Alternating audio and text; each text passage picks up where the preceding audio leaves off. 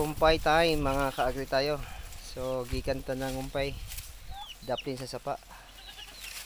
So lipay ato ang mga alaga. Super blessed kay ta kay to ang kumpay. Doon na kay sa to ang farm. May na farm. Mo niya mo ang pure nga ang Lunubian diri sa mo ang kampo agri tayo. Si Princess. Tubag mo ni pero nabisig kaon. So gwapo kayo ang impact sa mo ang hanging nga kuan. Goat feeder. Wala siya mga kaagri tayo. Hindi kayo usik. So sa baba sila kakaon.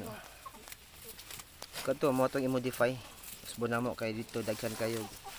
Di makaon kay masudlan nila. Kaunan, ihian o malibangan. Unlike ani. Ang unsa mo gawas mo ra ilang kaunon. Pero si Princess maabot niya kay tangkad ni nga kanding mga kaagri tayo. At yun ni nga ang Lunubian. Taas kayo ni nga feeder pero abot niya.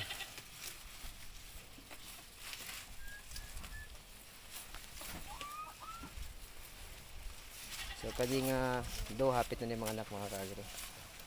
Kami ipaabot na. Walang to, happy farming. Keep safe everyone.